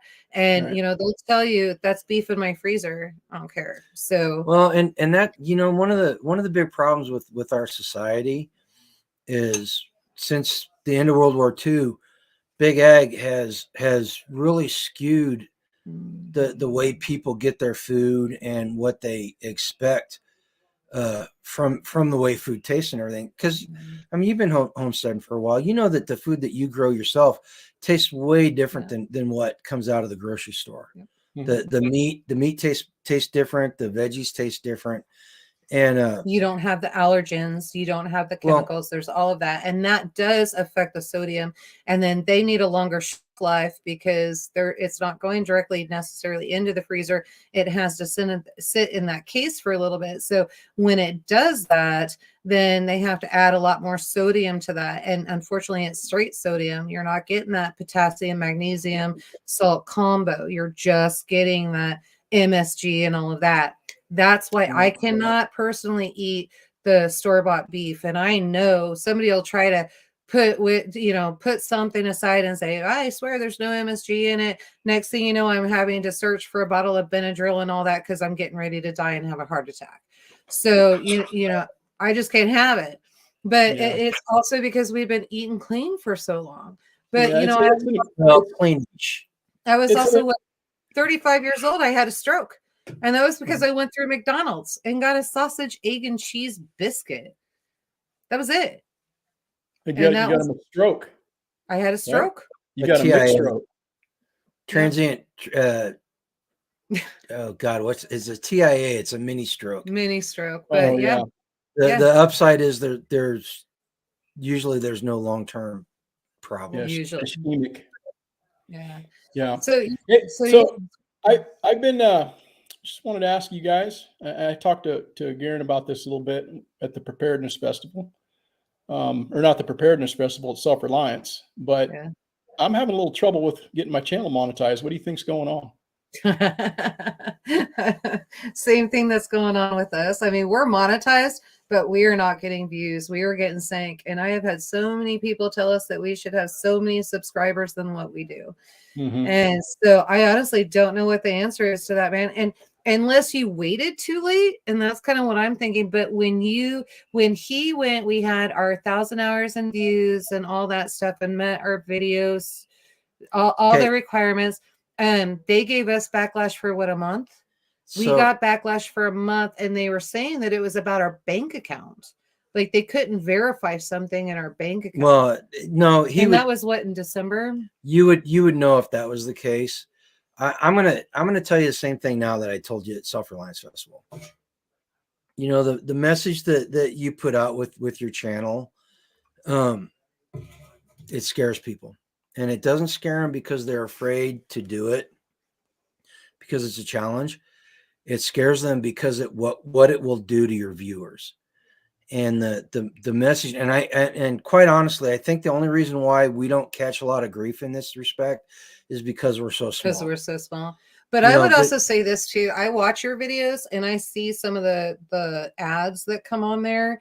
Those ads do not agree with your message. Well, wait a minute. There should be no ads run on my channel. So there I mean, Are there? No, YouTube So will run ads. They're going to run ads. Even if you're not monetized, they will run Now ads. here's the thing. They've been running ads on my channel before I was doing this as a homesteading channel. Yeah. So I was like, what's going on here? They were running ads, and then they were running ads until I applied back in February, and then all of a sudden, no more ads running on my stuff. When They're like, somebody else, when somebody else sees it before you come up, there's an ad in there. okay. And so I was unaware. I thought that they just pulled the ads, so You they're still can't- making money off the videos Yeah. because they're harmful in some ways, but yet, But they're I apparently don't get to like reap the and they're rewards. all any of all that. anti your message.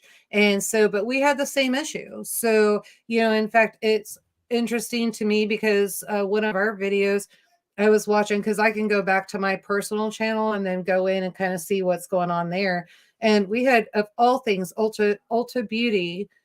They had a commercial on ours, and Sephora did, specifically after I said something negative about them.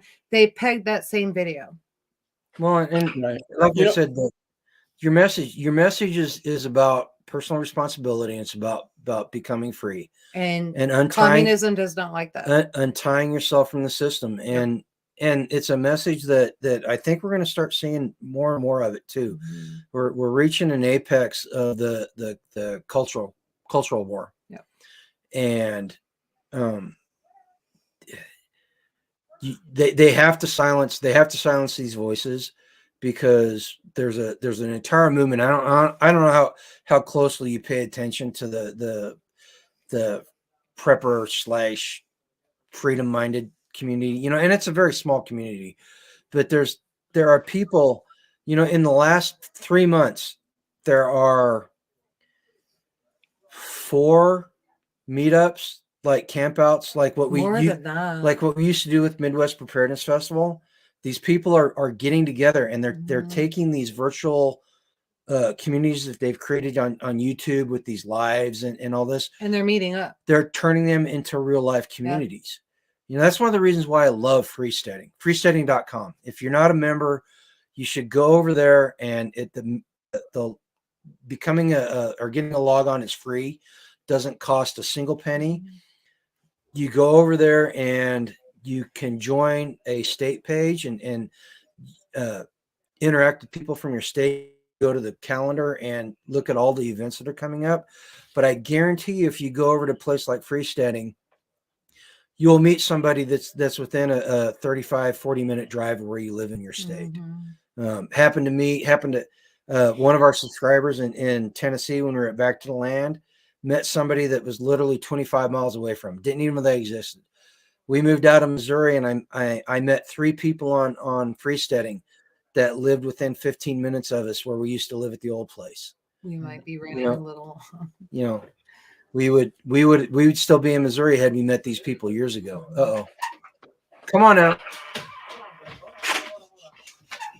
You guys got to go home? Hacks from the Homesteader. Darren and Patty are going home. They're checking out. Right on. Good to talk with you guys tonight, Darren. Talk to Darren a little bit earlier. Pop in here real quick. Popping Hey, man. in, yeah. We gotta go do animals tonight. I heard that, man. I still got to put stuff up around here, but the sun's still up, so Not here. I got time. I know you're a little ahead of us. Oh yeah. So right on, man. Good seeing you. Yep. You guys drive careful. Be careful of deer. Yep. Thank you for my crates. Yeah, on this monetization thing, I don't know, man. I think that's one of the reasons why I'm kind of making an issue out of it. It's because, for one, I think that there's going to be more people possibly dealing with this.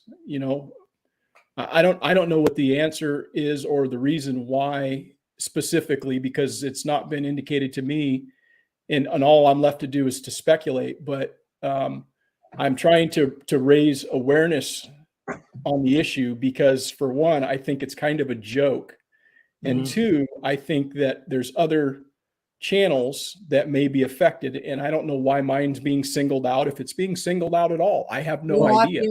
You're not the only one. Native Voice has had issues. There's quite a few that have had issues, so you are not the only one. And Right. and I told you this, and it's it may be kind of a bitter pill to swallow, but one thing I'm realizing with the whole monetization thing is that the money you get from YouTube, unless you've got 1 million subscribers, is really inconsequential. The benefit of having this platform or having the access to the platform is whether we like it or not, it's still the best platform for getting our message out. Until an alternative comes along, it's the best one. And B, from a capitalistic point of view, it drives people to other places where you can create revenue. And that's one of the big things about becoming free. We have to separate ourselves economically from the system that teaches us that debt is a good thing. And having, what were you told when you were 16, 17 years old, when you went to college? Get a credit card. Credit cards are good. Go into debt. It's okay to have a mortgage. No, it's not. Well, and now if you have good credit, you're going to be penalized when you buy a house because you're going to pay higher interest versus the way it used to be. If you had bad credit, that's when you would pay the higher interest because they wanted to make sure that the debt was lower. Everything's upside down. This is all backwards on its head. YouTube gives us an opportunity to drive. I say drive. That's not really a good thing, but to get people over to other places where we can create that alternative revenue stream. And that's true. That's absolutely true. But the reality is that if it were happening to other people, I don't know if they'd be so cool with it either. Right. Well, it's like, you've done something wrong, but we're not going to tell you jack shit about it. Yep. You're just going to have to suck it up and not be given an answer. And every time you reapply, you're denied. So you have every right to be waiting for an answer from them. And I have yet to receive one. And I'm assuming that upon receiving that information, it'll probably be much the same. That you'll be told that, your channel still got harmful content on it and it's controversial. Even if I don't know what the controversy is because I'm not saying anything that anybody else hasn't said, and they're monetized. So is there something about me and my channel? Hold on a second. I was really sure that our Stronger Women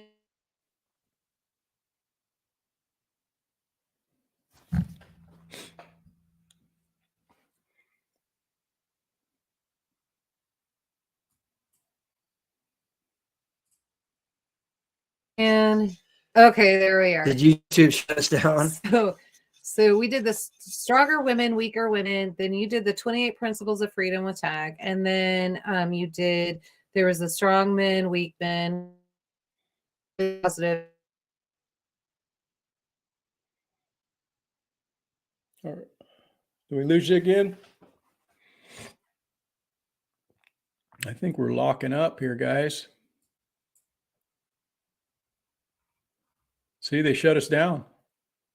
I don't. Okay, so now you can see us. So without me going back through all those titles, but so when you tend to speak your voice like that, they're not going to push it. But if you continue to press the limit, then what they're going to do is they're going to go ahead and they're going to demonetize you and do all that. They could demonetize us. I really don't care because we don't make any money from it. So right. And it's mostly a principle thing. I understand that I'm not going to be paying my bills with this, but it's more of a principle thing that they put this carrot out there that, hey, if you reach all of these check marks, and I've got all the check marks and then some, you can be a part of the YouTube partner program where you can have a store, you can have all these other things and all these other perks that everybody else gets the opportunity to have. But yet, you for don't some really reason, this channel is penalized. You really don't want money from them, and you really don't want the store from them because, I mean, if you do, kind of a bonus. But we noticed a lot of our people, a lot of our members will not purchase from those sites because they know YouTube keeps 30%. Or we're locking up. So either we're locking up or you're locking up. Are you there? Yeah, I'm here. Yeah. Okay. No, I mean, actually, we created a store on G's. Like, he gave me a little intel as far as maybe going over to Bonfire, and I created a store over there with some merch. So if anybody's interested in supporting our campaign, they can go and do that. And it's basically just some shirts that say homesteading is not harmful content.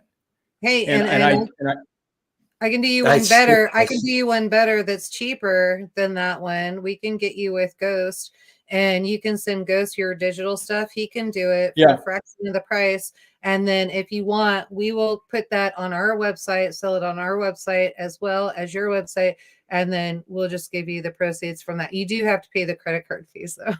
Yeah, But also- yeah. Well, no, he had mentioned Ghost, and I didn't pursue that, but Mhm. yeah, I certainly would love to chat with him and anybody else. because- like-minded. Yeah, I would totally support. I would totally rather spend my money there than with some other entity like, Bonfire. But it is what it is. It's an easy and convenient way to get started in doing that and to Exactly. reap a little bit of the reward of actually putting out and creating content. Yeah. Because as I've said before, and I'm sure you've heard Spag say before, every decision in life is an economic decision, right? Yep. Yes. Our time is worth something. Yeah. So So here's a question for you, Porterhouse. Do Mm-hmm. you follow the 2A news that just at all? Are you a 2A person? so what kind of news? The Second Amendment stuff that's going on with gun rights and all this stuff. No. So a major big guy on YouTube, Matt Hoover, CRS Firearms. They were putting out a business card sized piece of metal with a stencil on it that detailed trigger assembly for a automatic weapon. The ATF, he just got convicted a couple of days ago for selling machine guns because of this business card. Now they literally are talking about 40 plus years in prison for him and another guy. They're making a statement out of these two guys. Plain and simple. That's all it is. It's a statement. Chances are what's going on with you is a statement. And at some point we have to, when do you say, okay, I understand what's happening. Do we walk away from the platform? And we had this discussion at Self-Reliance Festival. Do we walk away from the platform because of what they're doing, or do we stick with it and we get the message out the best we can? And we just started. In fact, we've got a video tomorrow posting on a place called Liberty Tree Fellowship, and it's a group of YouTube creators that kept getting banned. Channels taken down, demonetized, doing all that stuff. So they started a free speech platform, and so they're making all these videos that they can't put on YouTube.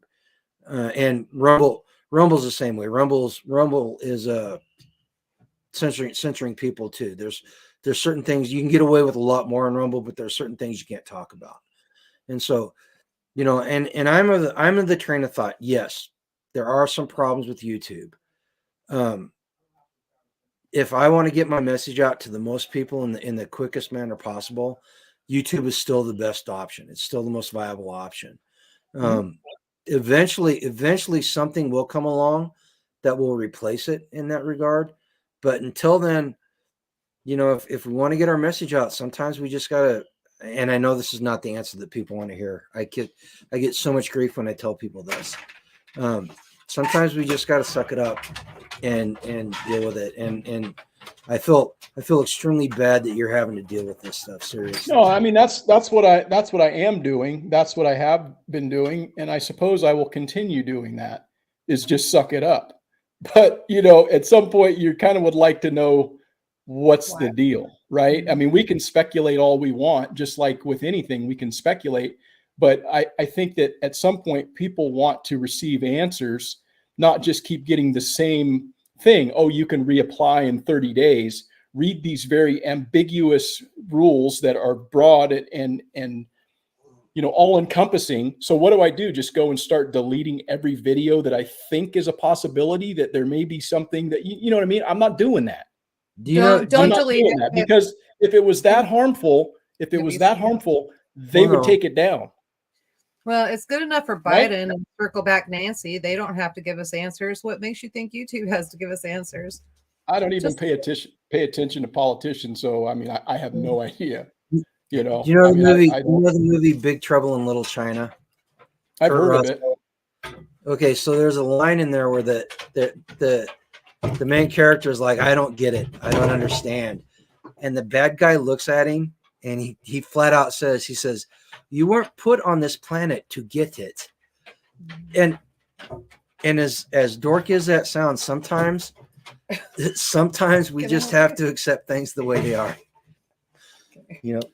Yeah. So let's switch gears here real quick. I wanted to talk a little bit about the Midwest Preparedness Project, since that's something that you guys are going to be attending this week, and that's something that's been going on for a while. Tell us a little bit about that. So Midwest Preparedness Festival grew out of a group of people that basically got together twice a year and had campouts. Started with 5 families? 5 families. Started out with 5 families, and they were all in Northeast Kansas, and they would do these campouts, and it slowly grew. They've been going for 15 years. We've been at it for 12 years now. 10 maybe. And it grew. The first time we went, there were 25 people there. And it's grown into the Midwest Preparedness Festival, which is happening next weekend at Perry Lake, Kansas. I think we're expecting over 250 people. Well, Spags was saying 300 people. Oh, are we up that high now? Yeah, 300. They're expecting my numbers for food are off. On Saturday for day trippers and everything. Between the people camping and day trippers, 300 people is what they're expecting. We do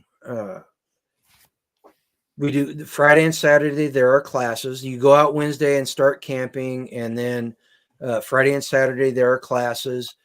Saturday night we have a potluck, so everybody brings their favorite dish. You are doing for coleslaw this year for camp out. Yeah, so I actually can coleslaw, and since I'm going to be cooking for everybody Friday and Saturday, Friday lunch, dinner, and then Saturday afternoon. What we're going to do is just I'm going to pull out coleslaw, and it's a non-mayonnaise coleslaw, and my son says it's the best, better than St. Louis. So, but after the potluck, we have a barter town, which is you bring stuff to barter. There's no money, no fiat currency allowed. I should clarify.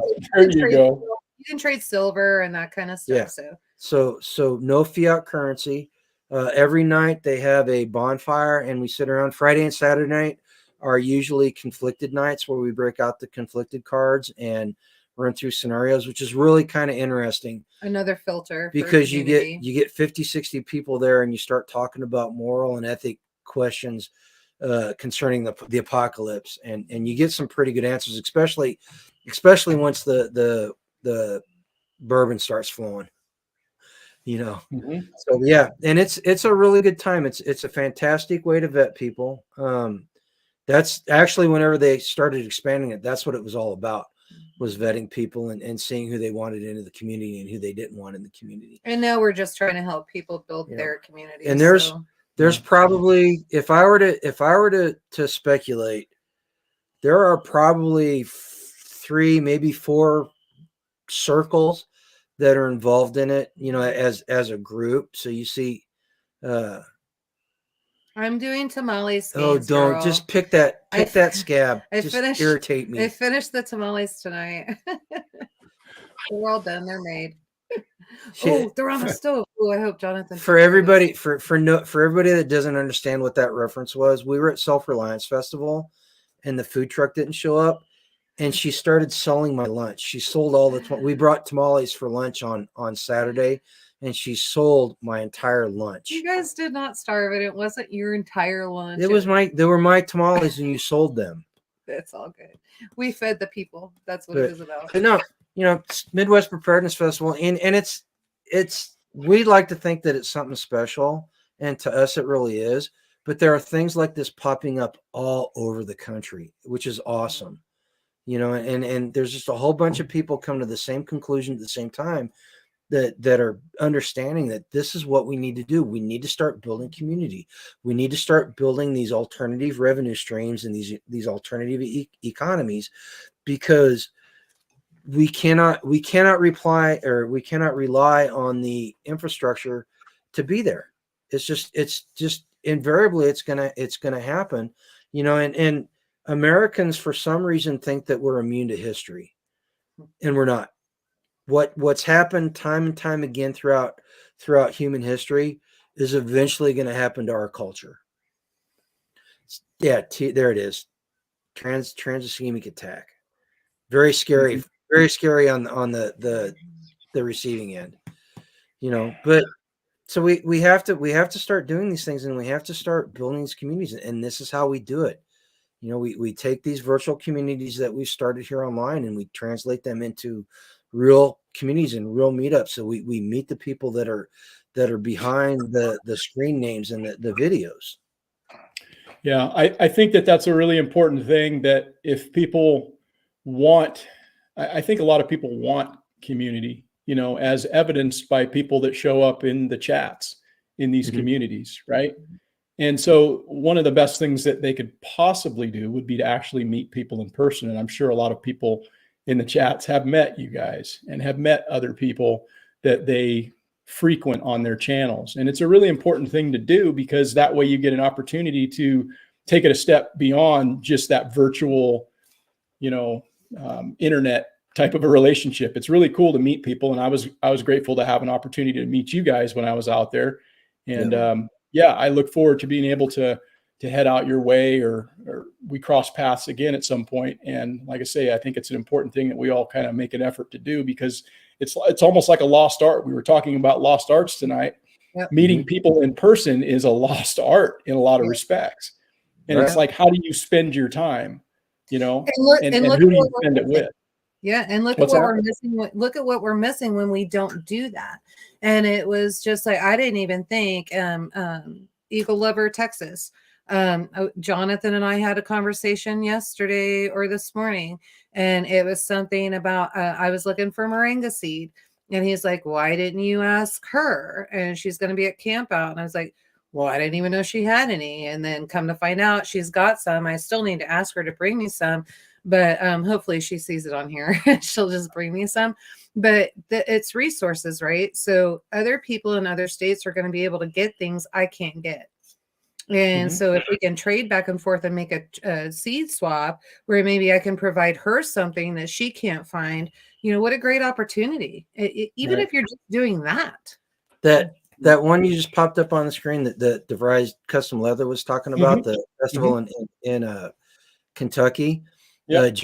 Jason from Kentucky Sustainable Living, he's putting that on. It's last weekend in October, 29th and 30th, I think, or the 28th and it's whatever that Saturday, 29th, I believe. Yeah, that Saturday and Sunday. It's the very first one they're putting on, and it looks like it's going to be a fantastic festival. It's free, so if you are within driving distance to Bowling Green, you need to show up. It's all indoors, so we don't have to put up with the cold and the wet of the Kentucky October.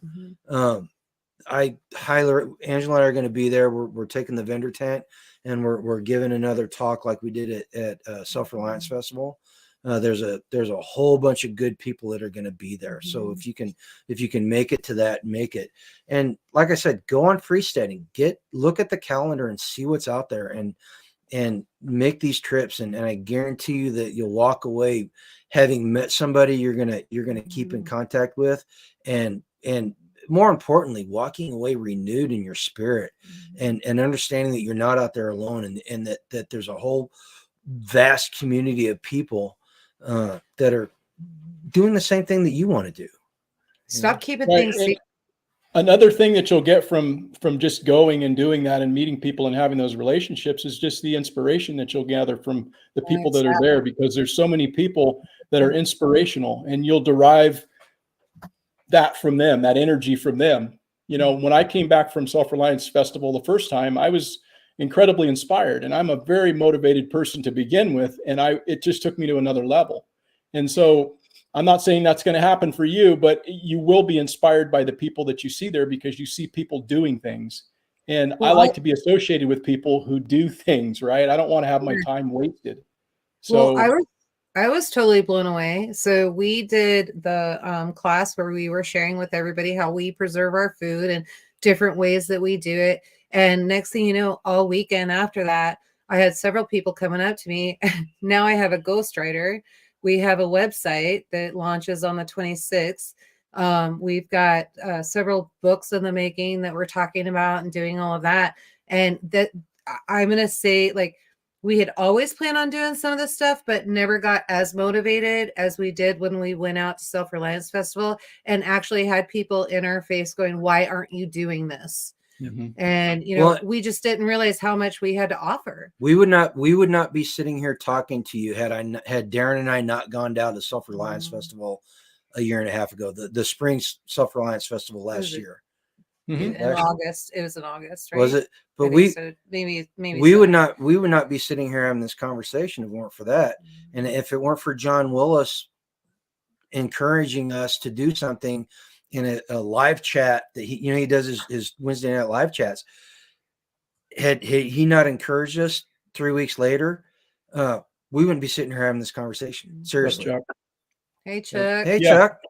Yeah, I think it's just important, man. I mean, check it out. So I've got phone numbers from people that I didn't have phone numbers for in different states now. And if I want some intel, I can call those people or I can text them and say, hey, what's really going on, man?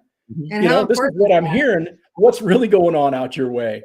And it's just nice to have that networking and that ability to reach out to people, you know?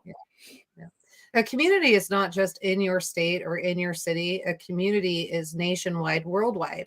And so I actually have somebody, if I hear news coming out of Australia, we have to be careful when we talk because the government records our messages and they will cut us off if something is said that they deem inappropriate. And so, but her and I, and so her and I, we can talk back and forth and I can say, okay, here's what I'm hearing there. And she'll literally message me or whatever and call me and she'll let me know, hey, you guys are 2 years behind. And then all of a sudden she'll call again. And she's like, okay, now you're only 18 months behind us. And, you know, a lot of people in here are probably going, well, what's the big deal that we're 2 years behind or 18 months behind Australia? A huge big deal. Make sure you're paying attention to politics and what's happening in Australia. It's a hot mess. You know, Chuck Peoples, you post what he just said about John Willis helping him start his company too. And I think Chuck will back me up on this. You know, it's at this point, it's about paying it forward. Somebody did it for us. So, and that's the reason why we do our channel now is because we're trying to build community and we're trying to get people to understand that we can do this. And we want to pay what's been done for us by other people. We want to pay it forward because that's how we build the community. And that's how we build the freedom movement across this country is we pay it forward and we share our experiences with everybody. Let's see what he said. Coming on from another. Yep. Coast. And that was one of the things, Chuck, and I'm sure Porterhouse, I think you were too, Saturday night at the speakers banquet when we were all in there, you know, and talking, just the speech that Nicole gave alone, I was kind of floored because I met her before and, you know, made her dinner and all of that. And I was really taken aback because I've never heard her talk like that. This last festival, and she's been doing it, I don't know how many years now. 3 or 4 years now. And so this was the first weekend that she really felt community coming together to help work together to get this thing going. And she showed that Saturday night in her speech, and that was really appreciated. And, you know, man, I give her kudos. She pulled it off. It was great. We had a great weekend. So yeah, it was a great event. And, you know, I look forward to, again, being able to participate in more of these types of events. I hope to be able to get out to Midwest Preparedness at some point. You just got to quit hanging out. You got to quit hanging with those guys from EMP, man. Yeah, I had a good time hanging out with them. They're pretty entertaining. Yeah, did you catch the videos back and forth while we were both on the road? I did. I caught them after the fact. I was, you know, doing other things at the time, but I wound up rewatching some of those. They're cracking me up. Fun. It was so much fun. I wish we could have linked all of them together just so everybody could watch them back to back. But yeah, that was a lot of fun. Spags or Tag put it together. Oh, did they? They put it all together. Because we were like, okay, and everybody was, and knowing how everybody's brains worked, you know, there was a good hour, hour and a half, 2 hours that we were all sitting in there going, okay, how are we going to reply back to this video? There's got to be a way to do this. And so not necessarily. You had 9 hours. You had 9 hours on the road, so yeah, you had plenty of time, right? Right. We did it on the way back too. So yeah. Chuck had mentioned this right here, and I think again, this is something that's pretty important.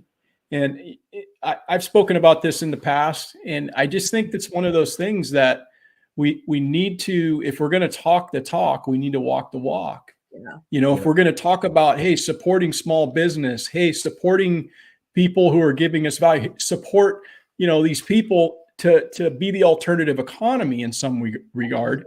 You know, we need to spend our money in that way and do it wisely. So try to look for those opportunities when you can to support the things that are important to you if you want to see them continue, you know, because that's one of the reasons why I buy a little bit of my coffee from Nicole, right?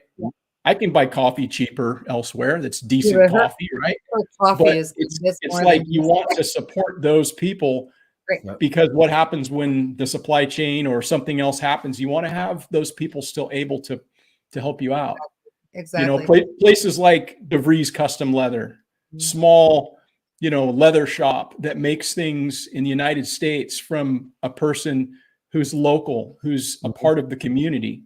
Yep. That's where I want to spend, you know, my money. So again, I think it's about trying to push and promote and grow those communities, not just in words, but also in deeds as well. So Yep. And speaking of which, so Chuck Peoples being on here with the Homestead Medical, he's actually going to be at Kentucky Sustainable Livings Festival in October, and he has a special class. We're not sure how much that's going to cost yet, but he'll have Friday's class. So anybody interested in that, just stay tuned to the website and then stay ahead of it, and then you can get tickets to that. But yeah, that's going to be fun. Yep.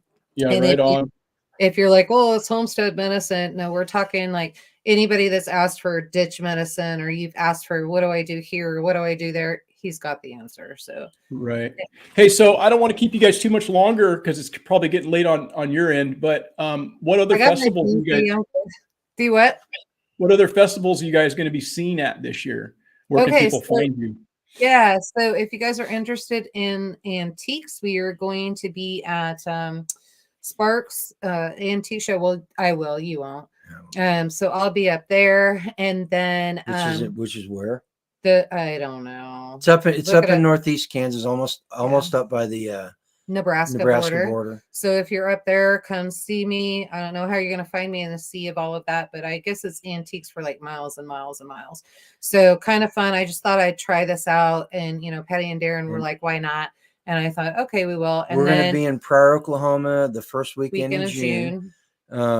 It's the Ozark or the Oklahoma Homestead Expo. And then anybody that's local on starting the 15th of June through the 18th, I will be, again, he probably will not, but I will be at the bingo hall on Potawatomi Indian Reservation. Everybody's welcome. You do not have to be native there. Come and see what everybody's got and look at it. And, and it's the best Indian bread that you've ever tasted. So come on in and get an Indian taco. And then we'll be at the Ozark Homestead Festival in Marshville, Missouri, which is down about 40 miles from Laura Ingalls Homestead. About 40 miles east of Springfield. We'll be down there the first weekend in August. Yep. Second weekend in August. And then we'll have Hannibal coming up. So we'll be at Doug and Stacy, off grid with Doug and Stacy in Hannibal, Missouri.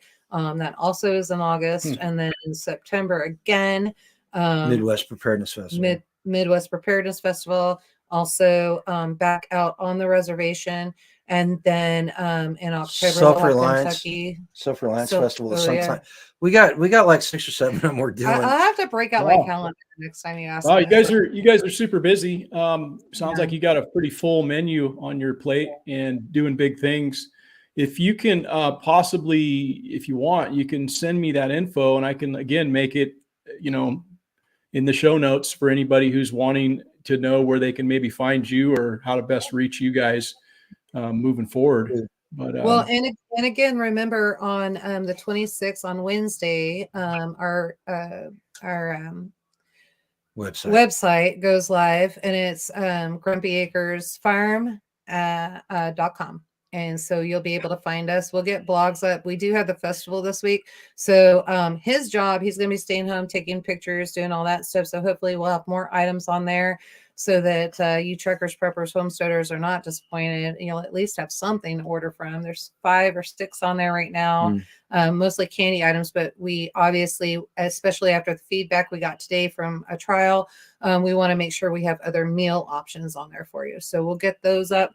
And yeah, otherwise email us. And always, if there's a recipe that you can't find that you desire, email me.